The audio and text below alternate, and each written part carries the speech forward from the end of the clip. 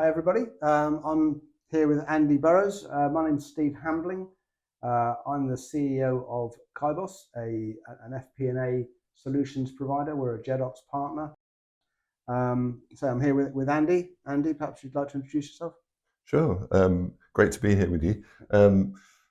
I've worked in finance about 30 years now. I trained as a chartered accountant, qualified, moved into what they called industry and commerce at the time. Yeah. And got straight away stuck into FP&A type stuff, as well as the whole gamut of finance, if I'm honest. And over the years, I've been a finance director. I've done financial control, financial reporting, budgeting, forecasting, modeling, the kind of whole range of finance stuff, really. And I won't bore with the details of how I, wound my way through my career to where I am now. It's never a straight line, is it? No, it's never a straight line. Mine's a particularly squiggly line. Yeah, me too. But about 7 years ago, I formed this little business called Supercharged Finance. Yes. And I started blogging about finance stuff. And really that's become something now of a vehicle for me to try and help finance professionals in business to be both more business focused and more successful in their careers. Big question, what makes a good CFO? We have all this technical training. When we're younger, we get thrown into industry at some point or practice, but we're not very good at then keeping up our soft skills, are we? But we're told that CFOs need to be almost everything to everybody nowadays. They're being thrust forward as chief value officer. The latest rubbish I heard. So what's your view? What's a good CFO, and how do you get to become a good CFO? Sure. I mean, it's I guess it's important to say that whilst being a CFO isn't all about being the brightest technical bulb in the room. Right. The technical side of things is really important. It's kind of foundational. So what I've found talking to CFOs and looking at my own experience of when I got my first FD role, part of that was because I was a really solid accountant, and it's like, people knew they could trust me. If they had a finance question or an accounting question, I would kind of know the answer. Yes. And so that's kind of foundational. But on top of that, if you think about it, think about the CFOs that we know and work for, they're not the best on Excel. They don't know anything about systems. They're not the IFRS expert. No. So what are they? Yeah. And they're dangerous when they think they are those things. Yeah, that's right. They're more dangerous when they dabble in Excel. I've seen that happen before. Yes. Yeah, no, we've seen a few of those. Yeah. But it's like I come back to, they're not just very good accountants, they're business leaders. Yes. And so I kind of take the two words and say they need to be good at business and good at leadership. Yes. So business acumen, business understanding, knowledge, strategic insight is kind of foundational. So learning and drawing on the contacts you have within the business. Yes. And understanding how it works and what drives performance is really important. Number one. Understanding those key drivers is so important. I think you can't get a good understanding of how the business should operate commercially and what its USPs are, what its advantages, unless you actually understand literally what it does in non-financial terms. Yeah. And what buttons you need to press, what other people need to press to make the business better. Yeah.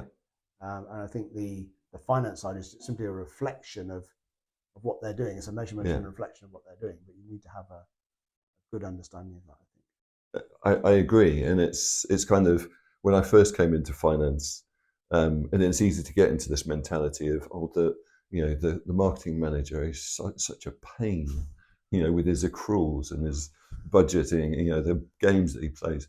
But then when you think in terms of, it's funny, when you think in terms of value drivers, just how the business works, then you start asking the right questions of the right people, and you go to your marketing director and you start to understand what their thinking is around how to get business, how to go and find leads, Yes. and what's going on in the market with the competition. You find that they know a vast amount that Yes. you don't. Yes. And so it's run a mile in their shoes. yeah, exactly. And that's where I've become a lot more sympathetic over the years with my non-finance colleagues. Yes. And I think I get on quite well with them now in terms of they will genuinely collaborate with me because I'm asking questions. I'm not telling them what to do or telling them they must do this or that. It's more of a collaborative thing. Yeah. But aside from the business side of things, the leadership side of things is really important as well, because I think one of the things a CFO can fall into is kind of it's kind of not what you'd expect. I could being absent from the team. Mm-hmm. You kind of think the main problem would be being absent from the business and being stuck in finance, but Yes. actually with CFOs, it's the other way around. Is it? You don't see them in finance very much because they're stuck in a boardroom. Right. So they actually get detached from their own finance teams. I think so, and I've seen it in so many businesses. One in particular, I remember. I think I was there for 5 years and saw the CFO once. Oh dear! Even though I was working in the same building. Yes. I never even brushed past him in the corridor. He never came to see the finance team or do a yearly update or anything. Yes. So that's a big danger, and that's where the leadership part comes in, because I think business moves so fast nowadays that you really need to have the support and the help of your team. Yes. And how can you have that unless you're leading? And them? they need to understand where your thinking is, and Yeah. also be able to give you the support to get the information to the board and so on. Yeah. And without the leadership of the team as well as the business and the board, you're missing a piece, aren't you? So all that kind of adds up to needing communication skills and influencing skills and all that kind of thing being really important. So I believe you run a course that helps people with CFOs in particular with these skills, these business and leadership skills. I'm assuming that it's pinned around those two cornerstones of business and leadership. Yeah, I mean it's worked back from there. So if we're aiming to be business leaders, what I've done is to kind of break that down into what are the steps to get there, from being the sort of qualified accountant or financial analyst, and then looked at, so what are the promotion triggers, and then what kind of skills, habits, behaviors, mindset do you need to develop in order to get to those promotion triggers to step you up the ladder to make you CFO ready, as I call it. Okay. And are there common themes there in terms of the things that people haven't got? Is there a sort of a natural skill deficiency in accountants, or indeed what are the strengths that you see? I think well, that's a curveball question. Sorry. I don't think there is any pattern. I mean, a lot of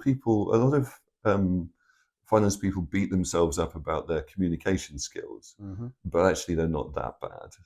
But on the other hand, there's people who are blindly unaware of their communication failings, especially written communication, I find. That's interesting. And but I think in the early years, it's getting the guts to go outside of finance. So Andy, how can you help these budding CFOs improve their skills, become great leaders? Well, I've got this program that I've created called CFO Readiness Building. That's my primary vehicle at the moment. And the way I designed it was all around this concept that CFOs are business leaders, not just really advanced accountants. And so I divide that into two, say, something about the business and something about leadership. So there's sort of business acumen, knowledge, understanding, strategic insight, and then leadership. That's all about sort of providing vision for people, empowering people, creating a sort of organization and a team that's greater than the sum of its parts. Andy, that's been a pleasure. Thank you very much. That's very insightful. It's always a pleasure to talk to somebody with It's been much a experience. pleasure for me you. too. So yeah, absolute delight. I'm really interested in the CFO readiness course. I'm sure there's many people here similar. Where can we find you? Superchargedfinance.com is the website. You can also catch up with me on LinkedIn. Just search up Andy Burrows on LinkedIn.